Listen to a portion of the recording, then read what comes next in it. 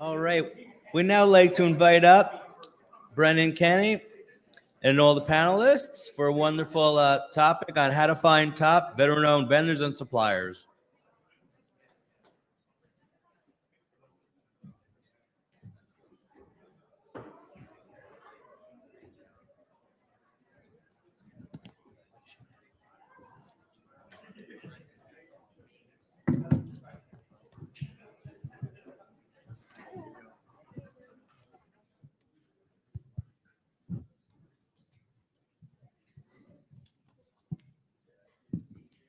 All right, good afternoon, everybody. So looking at this panel, I know for sure this is going to be a lot of Marine Corps talk on this one. So sorry, all you Army guys. Don't forget, I'm here. My name is Brendan Kenny. I'm the Senior Finance Manager at Pfizer and the Vendor Relations Manager at Clover, which is a product by Pfizer.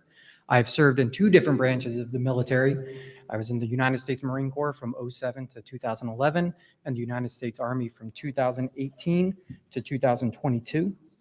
I'm going to ask each one of our panelists to give a brief introduction and their affiliation, and also a brief summary of why we should engage in corporate America with veteran-owned suppliers. So I'll start with Michael.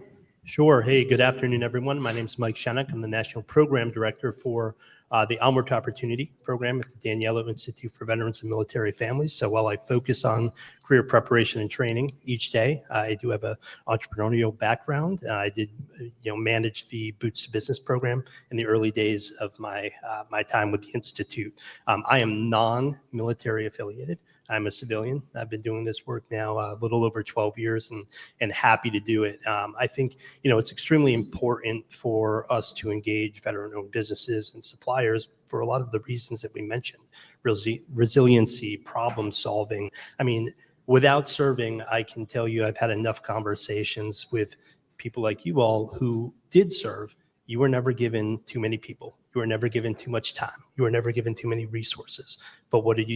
You put your head down, you grinded, you solved the problem. And I think that's why we see veteran entrepreneurs be extremely successful. Hi, Rick Van Luvender. I'm Senior Vice President of Cybersecurity at Pfizer. I served in the Marine Corps from 1989 to 1993 as a nuclear, biological, and chemical defense specialist and gunner observer on a CH-46. So I know about the difficulty of getting into the career after the military. Nobody's hiring for plotting the fall of nuclear detonation. So the importance, and I think that he hit on it very well, the importance of working with vendors that own these businesses is the mindset, right? Mission first, then their people, and then themselves. So they're going to be focused on that mission. Whatever that mission is, they're going to complete the mission. And they're going to do everything they can to do that with whatever limitations they do have. All right. Andrew DeRazio here, Army veteran from, 2007 to 2013. I am the owner of a wholesale supply company based out of Chicago. Very small shop and probably the smallest company here at everybody. There's like 3 of us on a good day. All veterans though, so I'm a little proud of that. But, I'm on the supplier side, right? So a little bit of a different response. And so I have to pitch myself on a regular basis. And it's usually...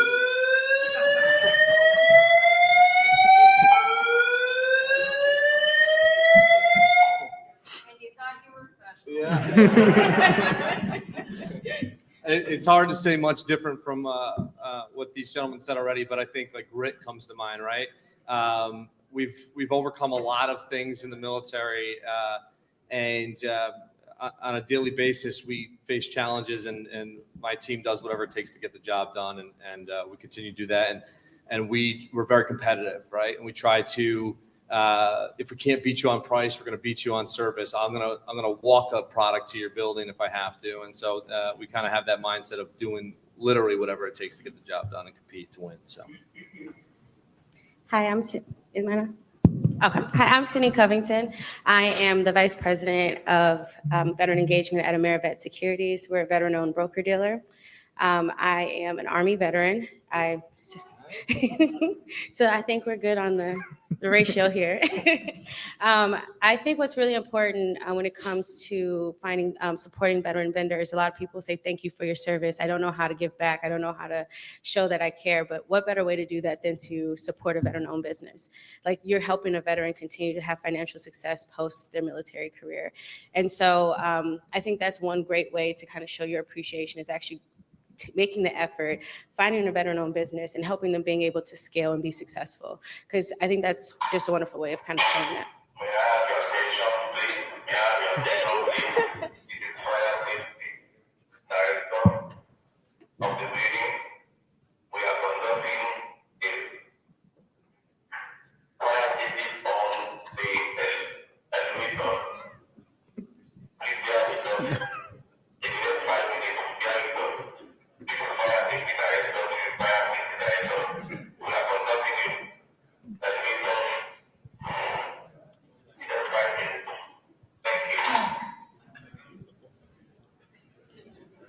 Just 5 minutes. Thank you. So thank you all for that. I do have to say one thing, yes, I said it was going to be Marine Corps, but like I said, I was also in the Army. So sometimes I have to remind myself what color crayon I want to order to eat. Okay, let's start with our questions. So the first question is for all the panelists, and we'll start with Sydney. Why is supplier diversity, specifically including veteran-owned businesses, important for companies today?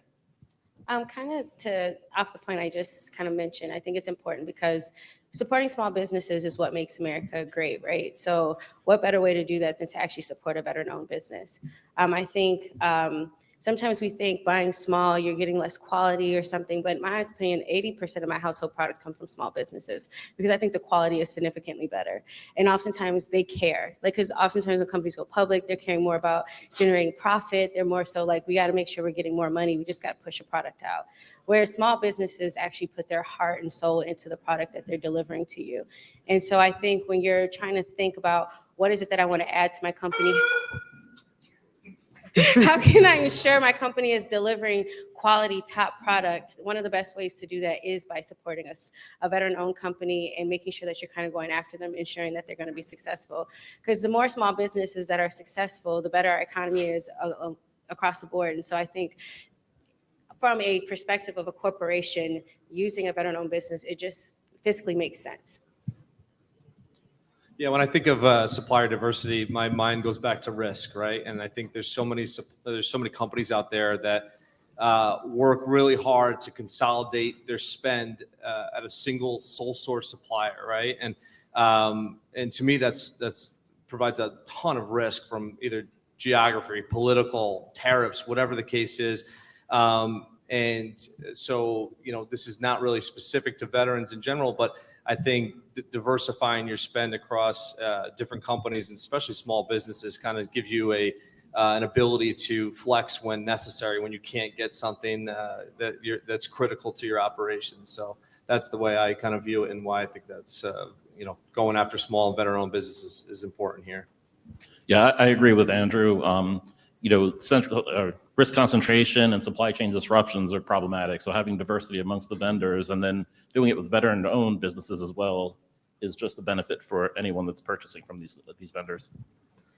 Yeah, I agree. And I think everything is driven back to value and return on investment. As an organization, you want to make sure that you're bringing in the right suppliers to drive that bottom line. As you look at it, diversifying your suppliers also diversifies your innovation, your approaches, and the potential products that you bring in, as well as, according to a study by the Hackett Group, up to 10% of sales come with a supplier diversity requirement. So these veteran-owned businesses do meet those requirements. So if you aren't going after those, you may be losing or leaving money on the table and losing out on revenue. And a shout out to the small-owned businesses, because I do agree with the products. They have great quality and they're great options. All right, so this next question I'm going to direct to Andrew and Michael. Where are the best places and resources for companies to find and identify certified veteran-owned businesses? And what are the most recognized certificates? And Andrew, since you are one of these businesses and suppliers that are going to be pitching, why don't we start with you? Yeah. There's a lot of these acronym hounds with these veteran organizations. So NAVOBA is one of them, NVBDC, and the SBA obviously has one as well. And as a supplier, my job is to make sure I have as many of these as possible, right? Like, put yourself in a position to be seen, right? And that's the way I kind of look at this.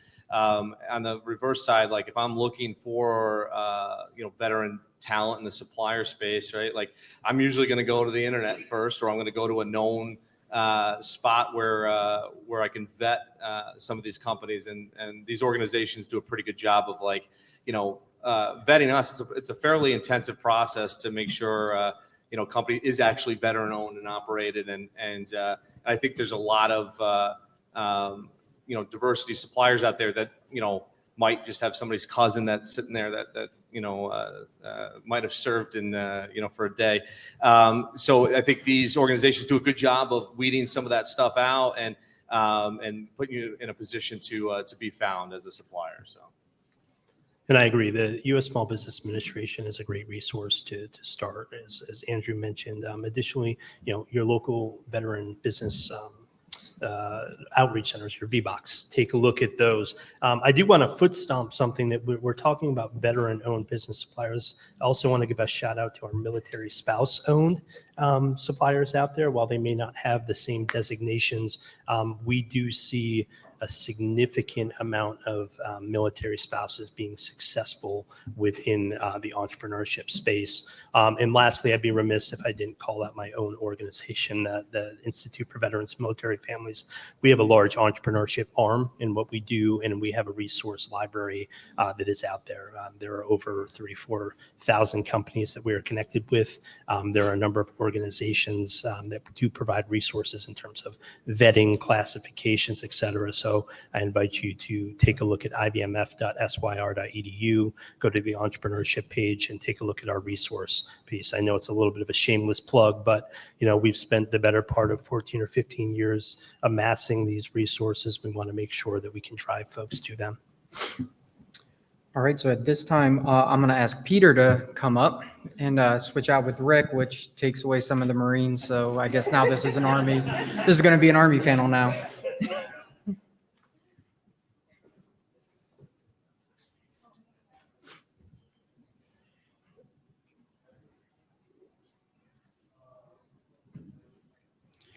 Hey, Peter, do you want to introduce yourself and just a quick brief on why it's important for us to target veteran-owned businesses in corporate America today?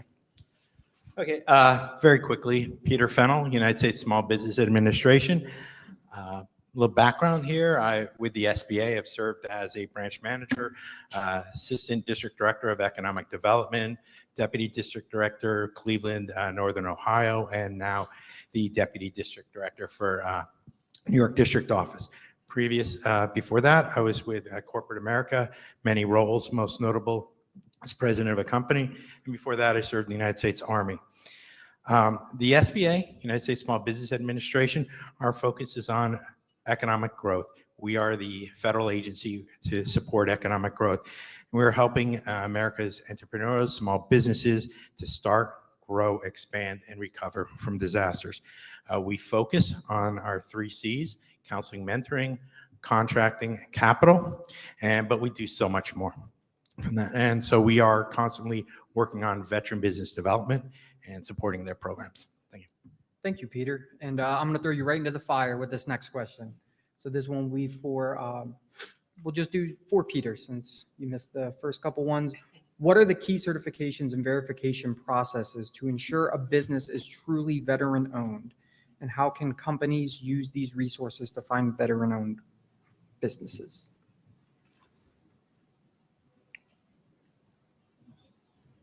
Okay, with the so our certifications really fall under contracting. So the U.S. federal government is the largest purchaser of goods and services in the world, roughly between $600 and $700 billion a year. And that's broken up into a 23% goal for small businesses and 77% large corporation contracts. Of the 23% there, that is for small businesses. Every contract from 10,000 to 350,000 is for small businesses. And inside there, veterans have a goal of 5%. And that carries over. And I just heard a moment ago somebody mentioning how in corporate America it also goes to their goals, these veteran goals with the federal government. Then in the remaining 77% for contracting, there's a 25% subcontracting objective for small businesses. And with that, you're talking over $200 billion a year targeted for small businesses. So with this, as I said, it falls under contracting. And we're talking about you have to be in sam.gov, the federal government's procurement portal. And there you're going to create a profile for your business. You receive a UEI, unique entity identifier. You're going to certify yourself, SDOV, veteran small business. Of course, you're going to have your DD 214 member copy 4. You're going to have a VA letter there, and you're going to have yearly updates. Then let me see. And so when you're applying for this in the certification, you're going to need to make sure you meet size standards. That's based on the NACE codes that identify that you're a small business. To give you an idea, we had a few years ago, our National Small Business Week, we had a company, small business, win the size standard. They're doing $37 million a year. They're a small business because their NACE codes matched up with Microsoft and Google, and they're so big, and 37 million is nothing compared to that. So you have to have 51% veteran-owned and controlled for the ownership of the business. And if you're going for a service disabled, it's the same thing, one or more veteran, at least 51% veteran-owned and controlled. And for so those are the main programs with the federal government, the requirements for veteran certification, but it goes over states. Many states have programs along these lines. So New York State has a goal of 6% spend of the state's money for veterans. And for that, they also would look for the DD 214 member copy to identify them, VA letter. And then upon submission of a complete application, and 40 to 60 days, they'll come visit your business. Make sure it's a business that can perform a contract. We don't want pass-throughs. We want it to go to a veteran business. And so subcontracting is a great opportunity for businesses. Corporate America is looking to meet their goals with the federal government of percentage of the small businesses, the veterans, and everything along those lines. So it really helps out, and as the qualities of a veteran business is amazing. Thank you. Okay, so now we're going to move into building successful relationships with veteran-owned suppliers and companies. So this next question is for all the panelists. What are some of the best practices for establishing and nurturing strong long-term relationships with veteran-owned suppliers? And why don't we start with Sydney? Yeah, as someone who's part of a veteran-owned company, I know like our team a lot, we have quarterly check-ins with a lot of the companies that we do want to work with. And so I think having those check-ins help. And like some of the companies we work with when we're ordering supplies or anything that we're needing from other veteran-owned businesses, I tend to reach out to them often. I'm like, hey, like we're getting ready, Christmas, well, holidays are a few months away, but I've already started to contact the vendors we're going to use and just say like, especially for small businesses and you're going to do a large order, I think you have to prepare them for that because small businesses can't just give you a 500 plus order like that overnight. And so I often will message them in the beginning of January, hey, we're thinking about using your business for our holiday gifts this year. This is the order amount. This is what we're thinking. Do you think this is feasible for your company? And how much lead time do you need to have before we place the order? And oftentimes you're like, this is actually perfect because now I know to order the supplies I need now so I can make sure they're ready. So when you ping me in October or August or whenever, I often reach out to them that they know. And I check in every so often just to kind of say, hey, just letting you know, we're still thinking about placing this order. Please let me know if there's any changes on your end. And I think sometimes that can kind of help, like make sure you're maintaining those relationships. And some of them are actually really good. There's this company called Authentically American Made. They make a lot of our our swag and shirts, yeah. And they actually check in with me every 6 months if they haven't heard from me. They're like, hey, just checking in, seeing what your needs are. Please let us know if there's something we're not carrying that you might be interested in, and see if we can have that for you. And so I think like it's a two-way street. You should also be making sure you're keeping up with your vendors and vice versa. And that's kind of how we do it at Amerivet. Thank you. Andrew? Yeah, I agree with the two-way street piece. You know, as a supplier, I'm obviously trying to check in with my clients as much as humanly possible to try to win more business. But on the inverse side, if I'm going out to my vendors, and especially the small and veteran-owned businesses, give them reps, right? Help them get more exposure to putting more bids in, and help them get access to how your procurement system works. And I think that's the best way to kind of help nurture that relationship. And even if they don't win, give them a shot at it and see, and then give them feedback afterwards and say, hey, you missed on price here, you missed on quality, whatever the case is. And then this way they have a chance to improve and get better and continue to do a better job serving you in the future. Peter? Yes. Best practice with the SBA, I'd say connecting with our SBA resource partner for access to ongoing counseling and mentoring services and all our resources. Every time I speak with a business, I try to direct them there. They want access to capital. I'm like, please go there. They're going to help you with your projections. They're going to help you with your cash flow. They're going to help you make sure you have a solid foundation and you go to that financial institution in the best shape possible. And so our resource partners that we work with, we have 4 that are approved and funded by the SBA. We have SCORE, Service Corps Retired Executives. We have our Women Business Centers, WBCs. They also support men. We have our Small Business Development Centers, SBDCs. We have our VBOC, Veteran Business Outreach Center, focused on veterans, supporting part of the TAP program, supporting service members, veterans, and their families if they're looking to start and develop a business. But some of the areas, of course, they're working on, and it's so much more. It's their business advisors, one-on-one counseling and mentoring, pre-business plan workshops, feasibility analysts, manufacturing assistance, financial packaging and lending, your access to capital, exporting and importing support, disaster recovery, procurement and counseling, and research. It's tremendous, the support they give you. It is vital. Businesses that have ongoing mentorship are more profitable and their survivability rate is significantly more. Veteran-owned businesses have a survivability rate of 5 years, which is significantly more than non-veteran businesses. With ongoing mentoring and counseling, it increases tremendously beyond that. And embrace, for the veterans, embrace all the qualities that made you a great service member, because it's the same as you need to be with a small business. And I would just add, have the hard conversations, as was alluded. If you missed the mark, be transparent with them. Let them know how they can get better. Let them know how they can be more attractive as a bidder in the future. You know what success looks like within your organization. Help to provide them that roadmap to drive them to success on their end. And again, I can't say it any better than my colleagues at the end, but I will foot stomp and say, don't be afraid to have the hard conversation. You don't need to treat them with white gloves. Go at them, tell them they'll course correct. They'll be better next time. Thank you. So I'm just forewarning the panelists now. This is the question I've most been looking forward to because it directly relates to my job inside Pfizer. So I'm going to direct this to our small business owner and to Peter as well.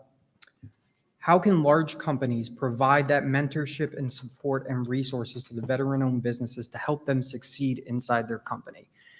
And, low level, how can I help you grow once you get into my company as somebody that owns a book of 450 vendors? Yeah, great question. And it kind of piggybacks off of the last answer I said. We're giving veteran-owned business access, and I think sometimes navigating the whole process of bidding on things in general is challenging. Like, try to bid on a government contract. It's like almost impossible to figure out if you've never done it before or have somebody helping you, right? And so I think helping coach people through that thing, how to get the foot in the door. And then once they start providing, like I provide a myriad of products to businesses and buildings, but I'm always trying to see what else I can help them with across. So I think expanding across product lines. And the one thing I'll add too is when I was in corporate America, we used to get our veteran resource groups to do events and stuff with our clients and our vendors, and kind of create a better relationship in that sense. I think it built a lot of cross-pollination of ideas and just helped in general to kind of build that, strengthen that relationship. So, Peter? Yes, I would like to start with saying if you're working with veteran-owned businesses, small businesses, and you're trying to develop them and send them over to us, our resource partners, the counseling, the mentoring, it's free. There's no charge for the services, okay, to go there. But many large companies, they provide mentorship programs to grow their small business diversity suppliers. So there's those opportunities. With federal contracting, as I said earlier, they have the 25% or 23% goal for small business contracts and the 25% subcontracting at the 7%. And that directly goes to the large businesses meeting their goals in federal contracting with diversity support there. And I say how this applies to us quite often is them being able to access the resources to help them be successful. So our resource partners can help them access the capital. Our New York district office, 14 counties, Long Island up through the lower Hudson Valley of New York. Every year we do in excess of $1 billion of lending. And this is capital that would not be available without the SBA. This is capital to support businesses to stay in business. And this is capital to help businesses start, grow, expand. And so this, developing the working capital, putting it forward. And as I said, our team there is helping them access capital, their business plan, their growth plan, financial projections, cash flow. In contracting, we're identifying relevant government agencies for the business, corporations that meet their niche. Writing, updating their capability statement, their business's one-page resume for contracting, reviewing contract offers, and creating past performance documentation so that they can be eligible for government contracting. The past performance is key. And thank you. Thank you. So I have one follow-up question on that. I'm going to direct it to Andrew. Can you just briefly give a playbook of how you target large Fortune 500 companies and what your success rate is with that, and how our companies can work together to expand on that success rate? Yeah. So when you get out and start your own business, everyone's like, oh, you got to do marketing. It's like, all right, well, what's that mean? And it's such a broad topic, right? And I'm normally a proponent of like there's riches in the niches, but when it came to this particular business, I was like, I'm going to try everything and see what works, right? So I kind of took a shotgun approach to getting in front of as many companies as possible. Did a lot of work with SEO to try to get some search optimization. I do a lot of work with buildings, so I would go knock on building engineers' doors to try to sell them furnace filters or whatever the case is. And so, but a lot of these veteran certification programs have some resources on their websites, though, too, including the SBA on which Fortune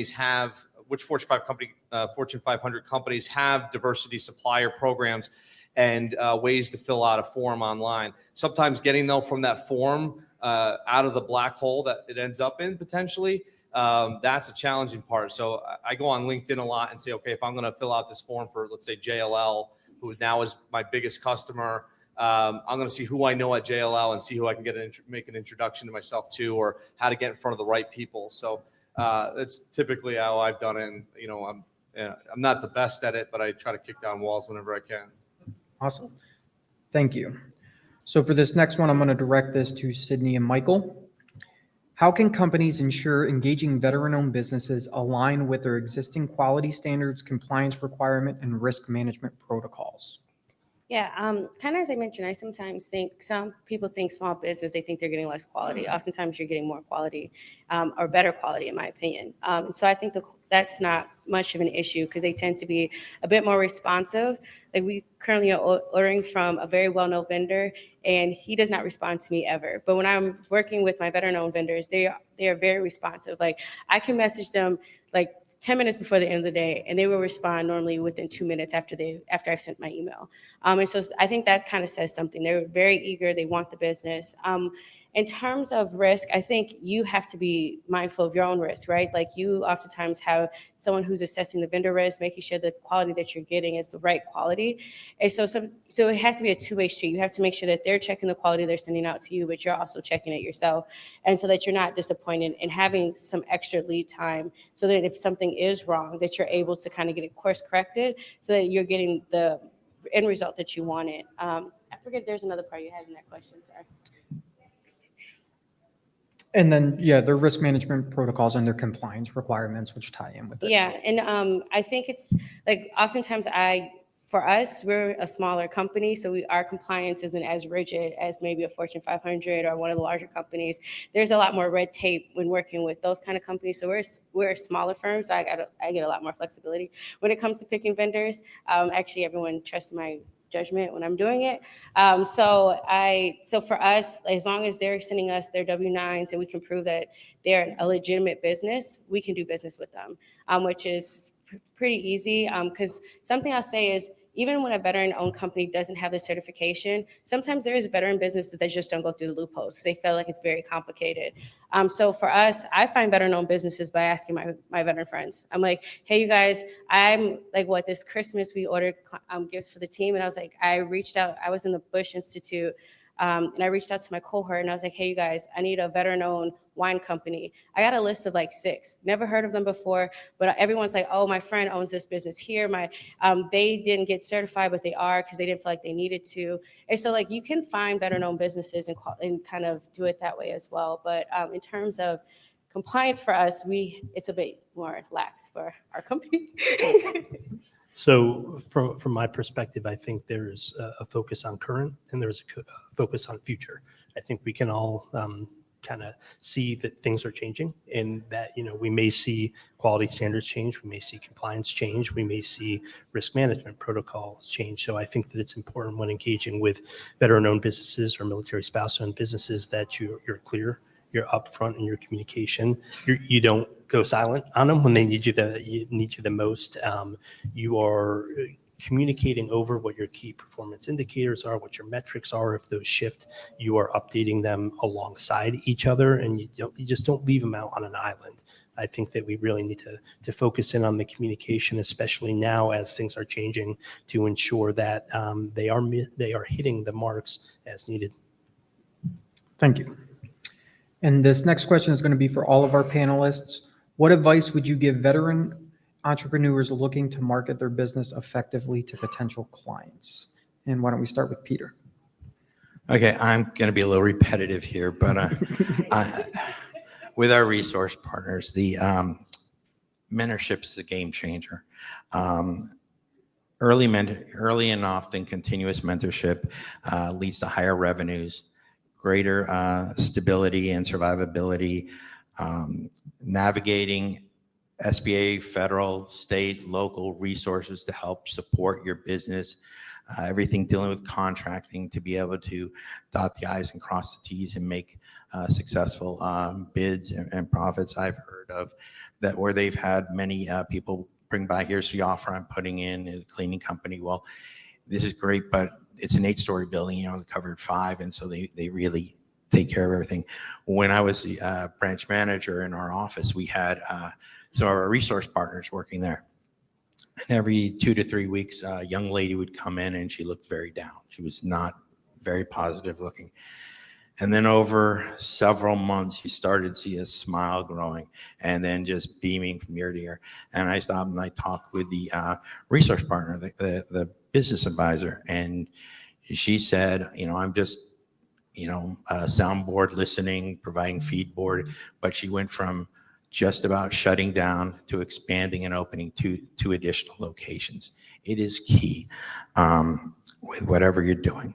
So connect with our VBOC for the veterans, Veteran Business Outreach Center. Work with them to continually develop and refine your business. Thank you. Sydney? I would say practice your pitch. I don't know if anyone's familiar with dog tags, but I oftentimes they do I think it's like a semester long entrepreneur training. You get it if you're in DC, you go to Georgetown, and if you're in Chicago, you go to Loyola University, and you go through their business program, you get a certificate, and at the end you have to practice the pitch you've been developing. And I sit on the pitches all the time, and I could tell you some of them are really good. Sometimes I'm like, I don't know what you're trying to sell me. So I think really practicing that pitch is essential. So getting into programs that allow you to do it. I know IBMF is a really great program as well, and I know tons of people who've used it for their business. So if you can't find those niche nonprofits that are going to give you the opportunity to get in front of clients that can use your product. I think one of the dog tag alum, when I was there, they were doing something I was doing outside of work. I needed that product. I was like, oh, this is perfect. Even though you really do need to work on your pitch. However, I do need what you're offering. And so doing those things help. And dog tags is really good about trying to have different companies out there to kind of so that you are practice your pitch in front of people who could potentially be a client of yours.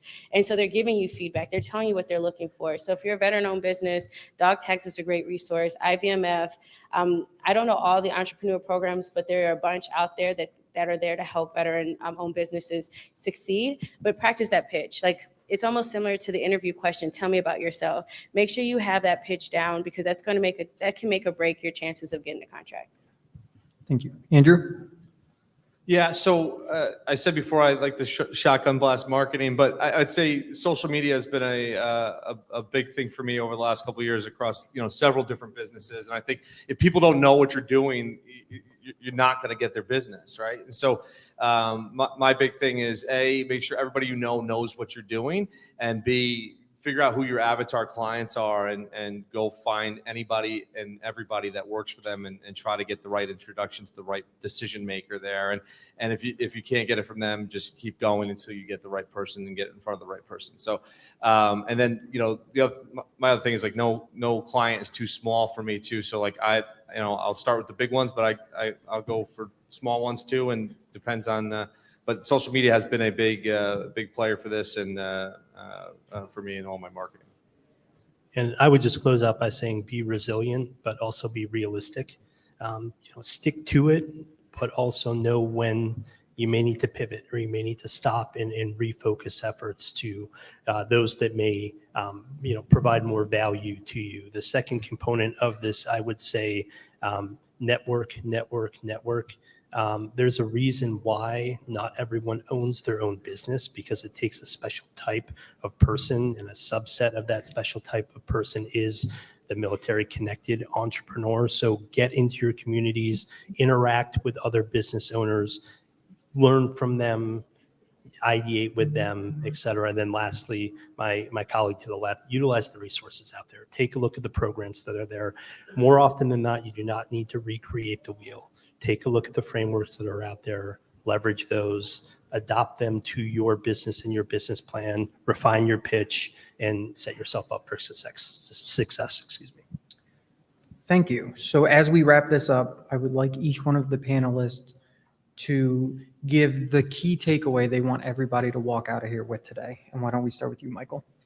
Sure. I would just encourage organizations to partner with veteran-owned businesses to grow both your business and their business. I think we're at a time of a lot of questions, but with questions and changes comes opportunity. So work with these organizations, work with these people to see how you can navigate change and grow with each other.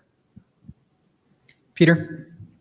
So I would say whether you're starting a business, you're already in business, that you take the time away from your business instead of just the day-to-day working in the business, but work on the business. Sit down with your team, take a week off, whatever it takes to, SWOT analysis, listen to your customers. You're looking internally and externally. You need to make sure that you're moving forward, how you compare to your competitors and all that, and evaluate how you're doing in your industry and the changes in your industry. And so within that, we're always looking at continuing your research, whether you're in business or growing, but just starting continually research and identify your business, your opportunity there. Identify and connect with your customers. identify and connect with your industry, identify that your industry is growing. And it just goes on from there. You just need to connect. You just need to identify. You need to know what it takes to produce one unit of your product and service. And from there, you're able to identify how to price your products. Even with the tariffs changing, your harmonization code, you will be able to be successful there. Thank you. Thank you. Andrew?